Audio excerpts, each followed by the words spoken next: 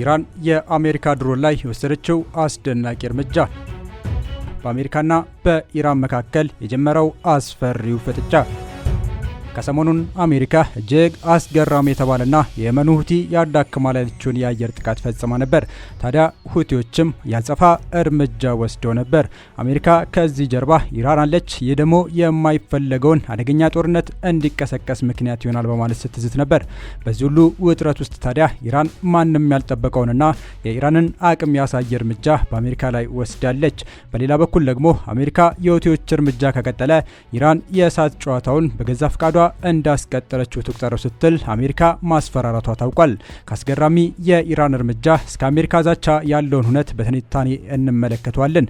ውድ የሁሉ ዴይሊ ቤተሰቦቻችን እስከ ፕሮግራማችን ፍጻሜ አብራችሁን እንድትቆዩ በመጋበዝ ቤተሰቡን ይወዳጁ እያልን ወደ መረጃው እናሻግራችሁ። ኢራንና አሜሪካ አስፈሪ የተባለ ፍጥጫ ውስጥ ገብቷል። ይህ ጉዳይ እየተካረረ ሄዶ ጦር የሚማዘዙ ከሆነ ደግሞ ዓለም ላይ ሌላ አስከፊ ጦርነት ትመለከታላችሁ ሲሉ ብዙዎች እያስጠነቀቁ ነው። ኢራን የአሜሪካ ሰው አልባ አውሮፕላን ማባረሯን አስታወቀች። አሜሪካ እስካሁን በኢራን ስለወጣው መግለጫ ያለችው ነገር የለም። የአሜሪካ ጦር ንብረት ነው የተባለው ሰው አልባ አውሮፕላን በቴህራን አቅራቢያ ቅኝት በማድረግ ላይ ነበር ተብሏል። የኢራን ኤፍ-14 የተሰኘው የውጊያ አውሮፕላን የአሜሪካ ሰው አልባ የስለላ አውሮፕላን እንዳባረረ ተገልጿል። የአሜሪካው ፕሬዚዳንት ዶናልድ ትራምፕ ትሩዝ ሶሻል በተሰኘው የማህበራዊ ትስስር ገጻቸው ላይ ባጋሩት ጽሑፍ በየመን ያለው ሁቲ ቡድን ለሚያደርገው እያንዳንዱ ጥቃት ኃላፊነቱን የምትወስደው ኢራን ናትም ብለዋል። እንዲሁም ሁቲ የሚያደርጋቸው እያንዳንዳቸው ጥቃቶች የጦር መሳሪያ፣ የገንዘብና ሌሎች ድጋፎች የምታደርገው ኢራን እንደሆነችም ይቆጠራልን ብለዋል። ፕሬዚዳንት ትራምፕ የኢራን ኑር ድረገጽ እንደዘገበው እንዲሁም ሁቲ የሚያደርጋቸው እያንዳንዳቸው ጥቃቶች የጦር መሳሪያ፣ የገንዘብና ሌሎች ድጋፎች የምታደርገው ኢራን እንደሆነች ይቆጠራል ብለዋል ፕሬዚዳንት ትራምፕ። የኢራኑ ኑር ድረገጽ እንደዘገበው ከሆነ የአሜሪካ ሰው አልባ አውሮፕላን በኢራን አየር ክልል አቅራቢያ ያለ በኤፍ-14 የውጊያ አውሮፕላን ከአየር ክልላችን እንዲርቅ ተደርጓል። የኢራን ጦር ማንኛውንም የውጭ ጥቃት ለመመከት ዝግጁ መሆኑና በመካከለኛው ምስራቅ የኢራን ጥቅሞችን እንደሚያስከብር አስታውቋል። እንዲሁም የኢራንን አየር ክልል የሚጥስ ማንኛውንም አካል መቶ እንደሚጥል የሀገሪቱ ጦር አስጠንቅቋል። የአሜሪካ ማዕከላዊ ጦር ማዘዣ እስካሁን የኢራን ጦር ስላወጣው መግለጫ ያለው ነገር የለም። የአሜሪካ ጦር በየመን ሁቲ ይዞታዎች ላይ የአየር ጥቃቶች በማድረግ ላይ ሲሆን የሁቲ አማጺ ቡድን በምላሹ በቀይ ባህር ባለው የአሜሪካ ባህር ላይ መርከብ ላይ የባለስቲክ ጥቃቶችን በማድረስ ላይ መሆኑን አስታውቋል። ቡድኑ ከእስራኤል ጋር ግንኙነት አላቸው ባላቸው የንግድ መርከቦች ላይ ጥቃት በማድረስ ላይ ሲሆን አጋርነቱም ለሐማስ እንደሆነ ገልጿል። የአሜሪካው ፕሬዚዳንት ዶናልድ ትራምፕ የየመን ሁቲዎች በዓለም አቀፍ የመርከብ መስመሮች ላይ ጥቃት መሰንዘራቸውን የሚቀጥሉ ከሆነ ኢራን የከፋ እርምጃ እንደሚጠብቃት አስጠነቀቁ። የኢራን አመራር በሁቲዎች ለሚተኮሰው እያንዳንዱ ሚሳኤል ኃላፊነቱን መውሰድ አለባት ብለዋል። በኢራን የሚደገፉት አማጽያኑ በሁለት ቀናት ብቻ 3 ጊዜ የአሜሪካ አውሮፕላን ጫኝ መርከብ ላይ ጥቃት መሰንዘራቸውን ተናግረዋል። ሁለት አሜሪካ በየመን ከባድ የአየር ድብደባ ከፈጸመች በኋላ የሁቲ አማጽያን የአሜሪካ አየር ኃይል ንብረት የሆነውና በቀይ ባህር ላይ የሚገኘውን አውሮፕላን ጫኝ መርከብ ላይ ጥቃት ሰንዝረዋል። ፔንታጎን ትራምፕ ወደ ስልጣን ከመጡ በኋላ በመካከለኛው ምስራቅ የተደረገ ትልቁ የአየር ጥቃት ባለው የአየር ጥቃት ከቅዳሜ ጀምሮ በየመን 30 ኢላማዎችን መደብደቡን ገልጿል። ትራምፕ ሰኞ ዕለት በትሩዝ የማህበራዊ ሚዲያ ልጥፋቸው ላይ ካሁን ጀምሮ ከሁቲዎች የሚተኮሰው እያንዳንዱ ሚሳኤል ከኢራን ጦርና አመራር የተተኮሰ እንደሆነ አድርገን ነው የምናየው ብሏል። እናም ኢራን ተጠያቂ ትሆናለች፣ ምላሹንም ይቀበላሉ። ምላሹ አስከፊ ይሆናል። የአሜሪካ ፕሬዚዳንት ኢራንን ለቡድን የገንዘብ የጦር መሳሪያና የመረጃ ድጋፍ ታደርጋለች በማለት ቢከሷትም ቴህራን ግን አስተባብላለች። የኢራን የተባበሩት መንግስታት ድርጅት ልዑክ ሰኞ ዕለት ለተባበሩት መንግስታት ድርጅት የጸጥታ ምክር ቤት በጻፈው ደብዳቤ የመንግስታት ድርጅት በየመን ላይ የጣለውን የጦር መሳሪያ ማዕቀብ የጣሰ መሆኑን በመግለጽ አገራቸው በቀጠና ውስጥ ምንም አይነት አለመረጋጋት የሚፈጥር ተግባር እንደሌላት ገልጸዋል። አምባሳደር አሚር ሰይድ ኢራቫኒ ዩናይትድ ስቴትስ በኢራን ላይ መሰረተ ቢስ ክስ ሰንዝራለች ሲሉ ማጣጣላቸው ሮይተርስ የዜና ወኪል ዘግቧል። የፔንታጎን ባለስልጣናት ሰኞ ዕለት በሰጡት አጭር መግለጫ አሜሪካ በየመን ላይ ያደረሰችው ጥቃት በቀድሞ ፕሬዚዳንት ጆ ባይደን ከተፈቀደው ጥቃት በተለየ ሰፊ ኢላማ ላይ ያነጣጠረ ነው ብሏል።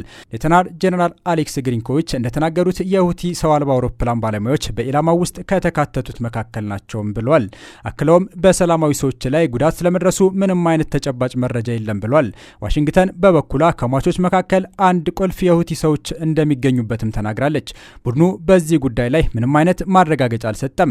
የፔንታጎን ቃል አቀባይ ሴን ፓርኔል ዩናይትድ ስቴትስ በሀገሪቱ የስርዓት ለውጥ አትፈልግም ብሏል። አክለውም ይህ ዘመቻ ጥቃት የመፈጸም አቅማቸውን ለመቀነስና በቀጠናው የመርከብ መስመሮች ክፍት ለማድረግ እንዲሁም አገራችንን ለመጠበቅ የሚደረግ ነው ብሏል። እሁድ ጠዋት ሁቲዎች በቀይ ባህር የምትገኘውን ዩኤስኤስ ሃሪ ቱርማን የተሰኘ የአሜሪካ አውሮፕላን ጫኝ መርከብ ላይ ያነጣጠረ ሰው አልባ አውሮፕላኖችና ሚሳይሎችን አስወንጭፏል። የአሜሪካ ተዋጊ አውሮፕላኖች ወደ 11 የሚጠጉ ሰው አልባ አውሮፕላኖች መጥተው መጣላቸውን አንድ የአገሪቱ ባለስልጣን ለቢቢሲ የአሜሪካ የአጋር ሲቢኤስ ተናግሯል። ባለስልጣኑ አክሎም ሁቲዎች ከዩኤስኤስ ሃሪ ኤስ ቱርማን አጭር ርቀት ላይ የወደቀ ባሊስቲክ ሚሳይል አስወንጭፈው እንደነበረ ገልጿል። ቢቢሲ የአማጺ ቡድኑ አድርሻለሁ ስላለው ሌላ ጥቃት ፔንታጎንን የጠየቀ ቢሆንም እስካሁን ምላሽ አላገኘም።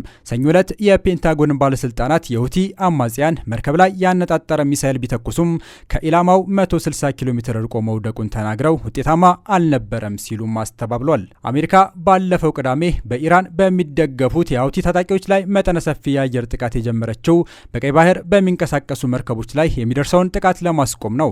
የሁቲዎች አልሚስራህ ቴሌቪዥን ጠቅሶ ሮይተርስ እንደዘገበው አሜሪካ በዛሬው ዕለት በፈጸመችው ጥቃት ከዋና ከተማዋ ሰናን ሰሜን በኩል የሚገኙት ሁለት የቀይ ባህር ከተሞች ሁዳዴህና አልዋጃፍን ኢላማ ተደርጓል። ሁቲዎች በየመን አልጁፋ እና ሁዳዳይ አካባቢዎች አሜሪካ በፈጸመችው የአየር ጥቃት 5 ህጻናትን ጨምሮ 53 ሰዎች መገደላቸውን አስታውቋል። ቢቢሲ የሟቾችን ቁጥር ከገለልተኛ ወገን ማረጋገጥ አልቻለም። አሜሪካ ቅዳሜና እሁድ በቡድኑ ላይ ተጨማሪ የአየር ድብደባ ፈጽማለች። ሁቲዎች እስራኤል በጋዛ ላይ የጣለችው እገዳ እስክታነሳ ድረስ በቀይ ባህር ላይ በሚጓጓዙ መርከቦች ላይ ማነጣጠራቸውን እንደሚቀጥሉ ተናግሯል። ሁቲዎች በእስራኤልና ሐማስ መካከል በሚደረገው ጦርነት ፍልስጤማውያንን በመደገፍ የቆሙ መሆናቸውን የሚገልጹ ሲሆን ምንም እንኳን እውነት ባይሆንም ኢላማ የሚያደርጉት ከእስራኤል ከአሜሪካ ወይም ከእንግሊዝ ጋር የተገናኙ መርከቦች ብቻ መሆኑን ይናገራሉ። እስራኤልን እንደ ጠላት የሚቆጥረውና በኢራን የሚደገፈው አማጺ ቡድኑ ሰናንና የየመንን ሰሜናዊ ምዕራብ ይቆጣጠራል። አማጺ ቡድኑ ዓለም አቀፍ እውቅና ያለው የሀገሪቱ መንግስት አይደለም።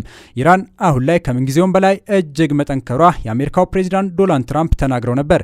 እንደሚታወሰው በመካከለኛው ምስራቅ የኢራን አጋር የነበረው የበሽር አልአሳድ አገዛዝ መገርሰሱን የሊባኖስ ታጣቂ ቡድን ሂዝቦላ መዳከሙን ተከትሎ ቴህራን በተመሳሳይ ስለመዳከሟ የተጠየቁት ትራምፕ የአያቶላዎቹ ሀገር በጥንካሬ ላይ መሆኗን ተናግረው ነበር። የአሜሪካ ፕሬዚዳንት ዶናልድ ትራምፕ አስተዳደር ከኢራን ይመነጫል የተባለውን ግን በግልጽ ያልተቀመጠውን ስጋት ለመመከት በሚል ወደ መካከለኛው ምስራቅ የጦር መሳሪያ ከመላክ ባለፈ ባለፈው ሳምንት ማብቂያ ትራምፕ ኢራን ጦርነት ከፈለገች ያበቃላታል ብለው በትዊተር ገጻቸው ማስቀመጣቸው ኢራንና አሜሪካ የቃላት ጦርነት ውስጥ እንደከተተና ውጥረት እንዳባባሰ አልጀዚራ ዘግቧል።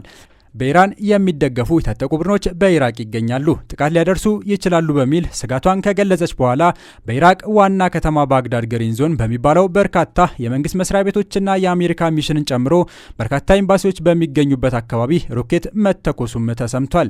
ለድርጊቱ ኃላፊነት የወሰደ አካል ባይኖርም የኢራንና የአሜሪካ ፍጥጫ በጦርነት በአይስ ስትታመስ ዓመታትን ላሳለፈችው ኢራቅ ሌላ ጫና ፈጥሯል። አብዛኛውን የየመን ክፍል የተቆጣጠሩት የሁቲ ታጣቂዎች ከእስራኤል ጋር እየተዋጋ ለሚገኘው የፍልስጤሙ ታጣቂ ቡድን ሐማስ አጋርነትን ለማሳየት በሚል ነበር ከህዳር 2023 ጀምሮ ከአሜሪካ እስራኤልና ዩናይትድ ኪንግደም ዩኬ ጋር ግንኙነት እንዳላቸው በሚጠረጥሯቸው በቀይ ባህር በሚንቀሳቀሱ መርከቦች ላይ ጥቃት ማድረስ የጀመሩት። ሮይተርስ የአሜሪካ ምንጮችን ጠቅሶ እንደዘገበው አሜሪካ ኢራን ወደ ኒውክሌር ድርድር እንድትመጣ በማዕቀብ ጫና እየፈጠረች ባለበት ወቅት የምትፈጽመው ይህ ጥቃት ለሳምንታት ሊቀጥል ይችላል። የሁቲ መሪ አብዱል ማሊክ አልሁቲ አሜሪካ የመንን ማጥቃቷን እስከቀጠለች ድረስ ቡድኑ በቀይ ባህር የሚንቀሳቀሱ የአሜሪካ መርከቦችን ማጥቃቱን እንደሚቀጥል ገልጿል። ወረራዎች የሚቀጥሉ ከሆነ እኛም ትንኮሳችንን እንቀጥላለን ብሏል መሪው። የሁቲ የፖለቲካ ቢሮ የአሜሪካን ጥቃት የጦር ወንጀል ሲል ገልጾታል። ሩሲያ አሜሪካ ጥቃቱን እንድታቆም አሳስባለች። የሁቲ ወታደራዊ ቃል አቀባይ ሰኞ ጠዋት ባወጣው መግለጫ ቡድኑ ዩኤስኤስ ሃሪ ኤስ ቱርማን የተባለችውን የአሜሪካ የጦር ጄት ተሸካሚ መርከብ ላይ በቀይ ባህር ባህር ላይ ኢላማ አድርጌያለሁም ብሏል። እስራኤል በ2023 ሐማስ ያደረሰባትን ጥቃት ተከትሎ ባካሄደችው ጦርነት የኢራን አጋር የሆኑትን ታጣቂ ቡድኖች የሐማስና ሄዝቦላ መሪዎቻችንን በመግደል ጭምር እንዲዳከሙ አድርጋለች። ቡድኑ ባለፈው ሳምንት እስራኤል ወደ ጋዛ እርዳታ እንዳይገባ የጣለችውን እገዳ የማታነሳ ከሆነ በቀይ ባህር በሚያልፉ የእስራኤል መርከቦች ላይ ጥቃት መፈጸም እንደሚጀምር ገልጾ ነበር። ፕሬዚዳንት ትራምፕ የሀውቲ ታጣቂዎች ዋና ደጋፊ ነች የምትባለዋንን ኢራንን ድጋፍ ማድረጓን እንድታቆም፣ የማታቆም ከሆነ ግን አሜሪካ ሙሉ በሙሉ ተጠያቂ እንደምታደርጋት ማስጠንቀቃቸው ይታወሳል። ውድ የቻናላችን ተከታዮች በዛሬው ዝግጅታችን ባደረስናችሁ መረጃ እንደተደሰታችሁበትና ጠቃሚ መረጃን እንዳገኛችሁበት ተስፋ እናደርጋለን። የዛሬውን በዚሁ አበቃን። በቀጣይ ለእናንተ የሚያስገርሙ የሚያዝናኑና የሚያስተምሩ እንዲሁም ለእናንተ ይጠቅማሉ ብለን የምናስባቸው መረጃዎችን ይዘንላችሁ እንቀርባለን። ቪዲዮን ላይክ፣ ቻናሉን ደግሞ ሰብስክራይብ በማድረግ የደውል ምልክቷን መጫን እንዳይረሱ። በሌላ ቪዲዮ እስክንገናኝ ቸር ቆዩ።